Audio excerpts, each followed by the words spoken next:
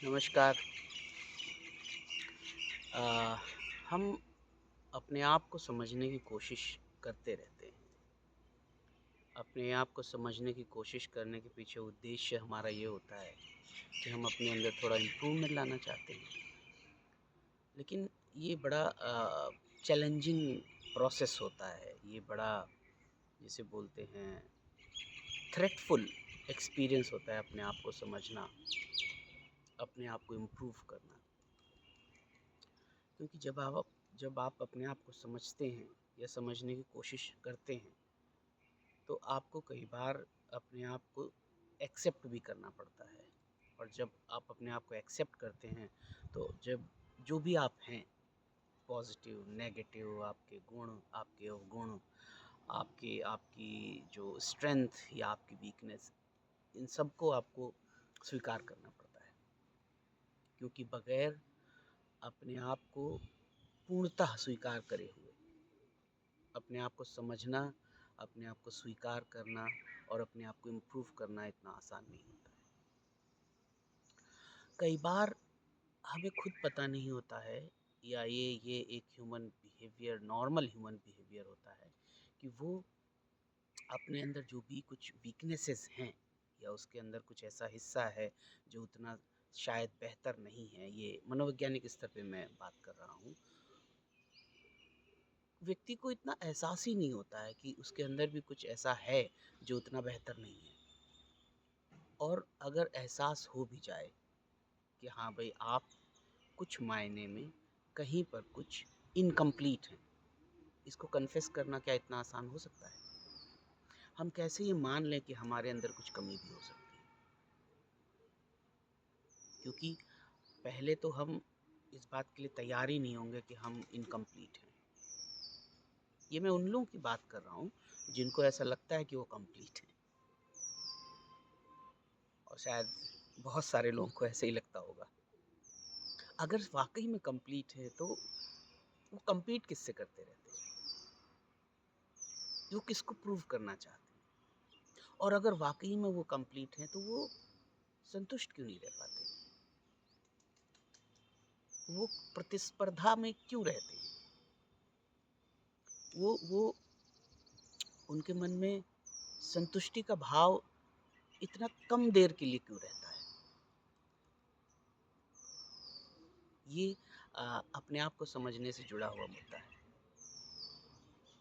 कई बार लोग अपने आप को समझने की शुरुआत तब भी करते हैं, जब अचानक से कहीं उनको ये एहसास होता है कि यस, आज मैंने खुद देखा, खुद महसूस किया, खुद समझा कि शायद मैं उतना बेहतर नहीं हूँ, या शायद मैं कल परसों उतना बेहतर नहीं था।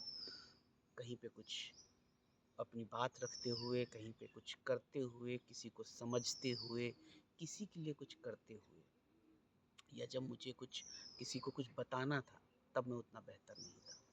या मुझे किसी को ये कुछ किसी के लिए कुछ कंट्रीब्यूट करना था, तब मैं उतना बेहतर नहीं था। और जब ऐसा होता है, तो हम लोगों को बहुत तकलीफ़ होती है इस बात को स्वीकार करने में कि हाँ, मैं जितना किसी के लिए कर सकता था, मैं जितना किसी के लिए कुछ कह सकता था, या अपने लिए कुछ भी मैं कह सकता था, या मैं किसी को कोई बात बता सकता था, मैं उतनी अच्छे से नहीं बता पाया, या उतने अच्छे से नहीं कर पाया।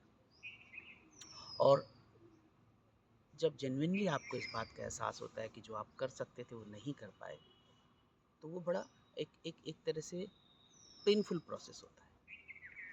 क्योंकि आप कैसे ये स्वीकार कर सकते हैं कि जो आप कर सकते थे वो आप नहीं कर पाए? पहले तो हम स्वीकार ही नहीं कर सकते कि हमारे करने में या हमारे कहने में कोई कमी रह गई। हम तो ये जस्टिफ़ाई करते हैं कि हमने जो किया, हमने जो कहा, हमने जो करा, किसी के लिए भी किया, वो अपने आप में परिपूर्ण था। लेकिन यकीन मानिए, जिन लोगों को ये एहसास हो जाता है ना कि वो नहीं कर पाए या नहीं कह पाए, या उतने सही नहीं बन पाए जितना वो बन सकते थे, यहीं से एक शुरुआत होती है अपने आप को और बेहतर तरीके से समझने की। क्योंकि ये एक पेनफुल प्रोसेस होता है। कोई इंसान कैसे ये मान ले कि उसने कुछ इनकम्प्लीट किया या इनकम्प्लीट कहा? कोई इंसान कैसे ये स्वीकार कर ले कि वो जो अपनी बात किसी को समझा सकता था, वो उतने अच्छे से नहीं समझा। कोई इंसान कैसे इस बात को समझ ले कि जो उसे करना चाहिए था, वो शायद अधूरा रह गया। और ये कुछ भी हो सकता है। किसी के लिए सपोर्ट करने की बात है, किसी के लिए कहीं साथ चलने की बात है, किसी के लिए कुछ और भी अगर हेल्प करने की बात है, या अपने से जुड़ी हुई बात है। आप कुछ परफ़ॉर्म कर रहे थे, आप उतना अच्छा परफ़ॉर्म नहीं कर पाए। आप किसी को हेल्प कर रहे थे, आप उतना अच्छे से हेल्प नहीं कर पाए। तो कन्फेशन आप जब करते हैं, तो ऑफ़ कोर्स ये थोड़ा-सा अप्रिय एक्सपीरियंस होता है, पेनफुल प्रोसेस होता है, लेकिन कन्फेशन करने के साथ ही आपकी जो सेल्फ अंडरस्टैंडिंग है वो और पुख्ता होती है और वो मजबूत होती है। और ये बात तो तय है कि जब आप कन्फेशन करते हैं तो आप अपने आप को थोड़ा-सा क्रिटिकली स्क्रीन आउट कर रहे होते हैं। और अपने आप को जब कन्फेस करते हैं तो अपने कुछ ऐसे व्यक्तित्व के हिस्से को भी आपको स्वीकार करना पड़ता है जो उतना बेहतर नहीं हुआ है। और ये अपने आप में थोड़ा चैलेंजिंग टास्क होता है, अपने इस सोच को स्वीकार करना, अपने व्यक्तित्व को एक हिस्से को कन्फेस करना कि हाँ, ये मेरा जो सोच है या मेरा जो अंडरस्टैंडिंग है या जो मेरी आइडियोलॉजी है या जो मेरा कहने का ढंग है, इतना बेहतर नहीं है जितना ये हो सकता था। ऑफ़ कोर्स अपने आप को क्रिटिकली इवैल्यूएट करने में थोड़ा-सा तकलीफ़ तो होती है, लेकिन अपने व्यक्तित्व के उस हिस्से को पहले तो समझना, फिर आइडेंटिफ़ाई करना और फिर उस हिस्से को कन्फेशन करके अपने साथ रखना। इसके लिए थोड़ा चैलेंज चाहिए, इसके लिए थोड़ा रिस्क टेकिंग एटीट्यूड चाहिए, इसके लिए थोड़ा-सा आपको मैसोकिस्टिक ट्रेट होने चाहिए। मैसोकिस्टिक ट्रेट से मतलब ये हुआ कि अपने आप को कष्ट थोड़ा-सा देने की आदत होनी चाहिए और थोड़ा-सा उसमें एक ऐसी भी प्रयास तो ज़रूर करना चाहिए, भले ही पूरा कर पाएँ कि ना कर पाएँ, अपने आप को थोड़ा-सा कष्ट देने के बाद संतुष्टि का एहसास। आपके लिए शायद ये बात मुश्किल हो सकती है समझना या इसको स्वीकार करना, लेकिन मैं बता दूँ, अपने आप को कष्ट देने के प्रयास, मानव में अगर ये इच्छा ना रही होती, तो हम व्रत क्यों रखते? हम बहुत सारे रिलीजियस सैक्रिफाइसेस करते हैं, जिसमें हम थोड़ा-सा असहज फ़ील होते हैं। फॉर एग्ज़ाम्पल हम अगर आप याद करिए तो कितने सारे रिलीजियस मार्च होते हैं, जिसमें व्यक्ति अपने आप को कष्ट देता है और आप उनसे पूछिए जाके कि आपको तकलीफ़ हो रही है? बोलते हैं हाँ, हो रही है, लेकिन हमें संतुष्टि भी हो रही है।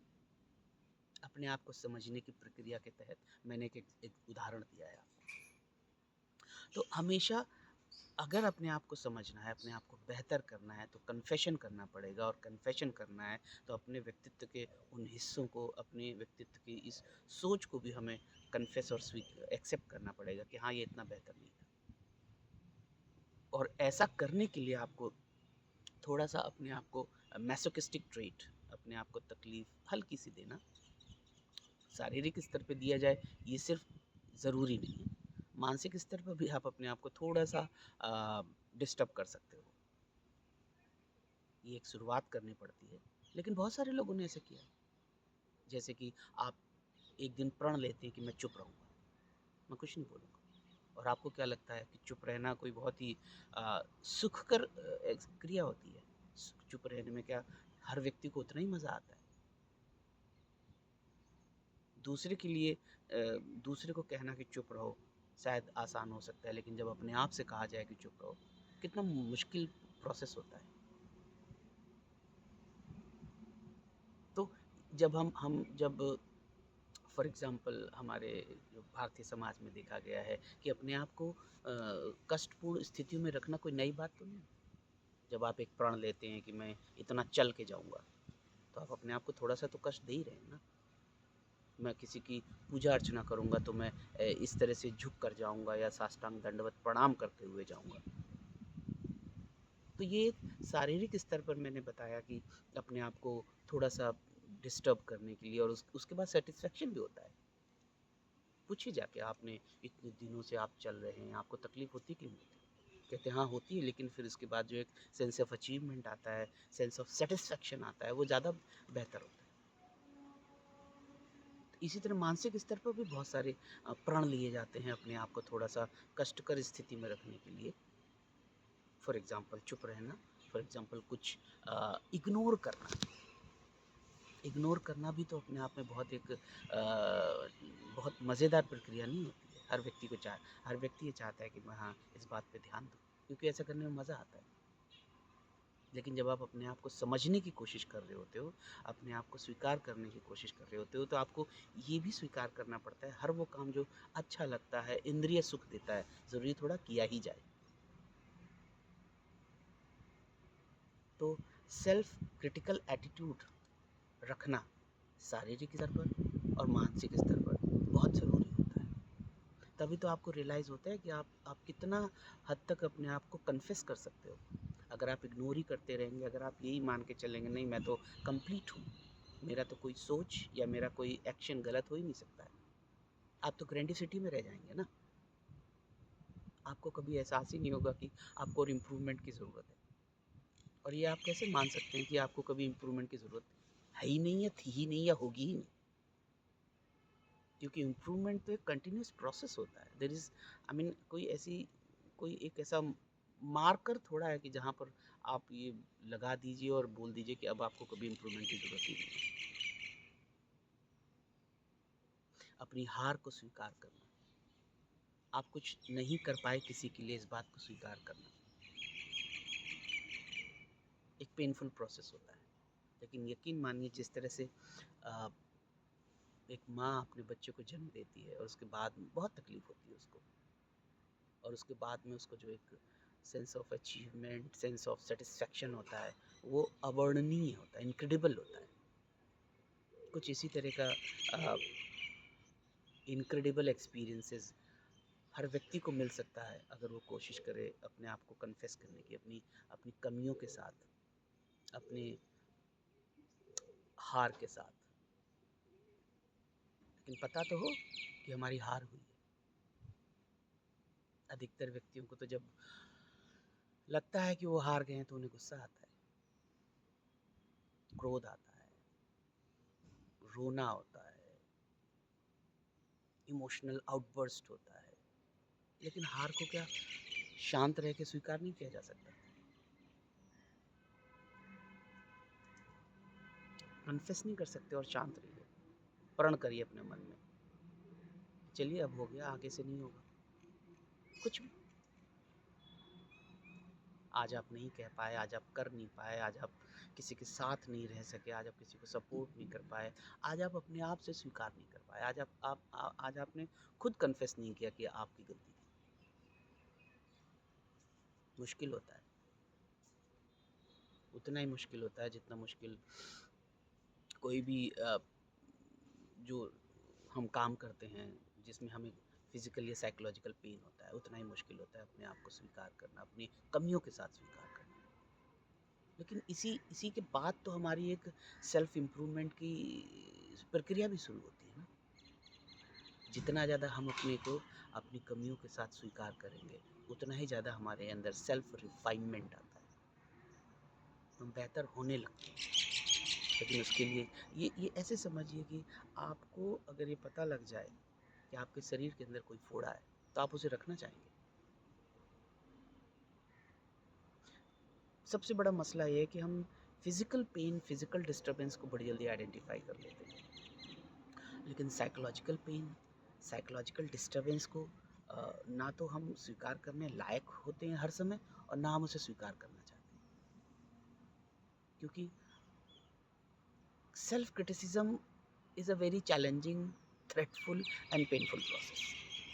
बट ट्रस्ट मी, इसी के थ्रू, इसी के द्वारा आपकी रिफाइनमेंट, आपकी बेहतरी, आपका जो एक तरह से समझिए शुद्धिकरण, आपके बेहतर होने की शुरुआत यहीं से होती है। तो मुझे ऐसा लगता है कि मुझे अपनी हार को भी स्वीकार करना चाहिए। मैं आज कुछ नहीं कर पाया, नहीं कह पाया, नहीं कर पाया किसी के लिए, मुझे इस बात को भी स्वीकार करना चाहिए कि मेरे प्रयासों में कमी रह गई। और यकीन मानिए, जब हम अपने आप को थोड़ा-सा क्रिटिकली इवैल्यूएट करते हैं, क्रिटिसाइज़ करते हैं, और तो ये हम अपने आप को ही तो शेप कर रहे हैं। हम अपने आप को ही तो बेहतर तरीके से गढ़ने की शुरुआत कर रहे हैं, बेहतर बनाने की कोशिश कर रहे हैं। जिस तरह से एक मूर्तिकार मूर्ति बनाते वक़्त जो अनवांटेड पत्थर होते हैं, अनवांटेड जो हिस्सा होता है उसको काटता है और तब काट-छाँट के जब तैयार करता है, तब कितनी सुंदर मूर्ति निकल के आती है। बहुत ज़रूरी है self confession, self criticism, self refinement के लिए। उम्मीद करते हैं आप इस बात को समझेंगे अपने लिए, दूसरों के लिए और अपने आप को बेहतर तरीके से समझ पाएँ। Thank you.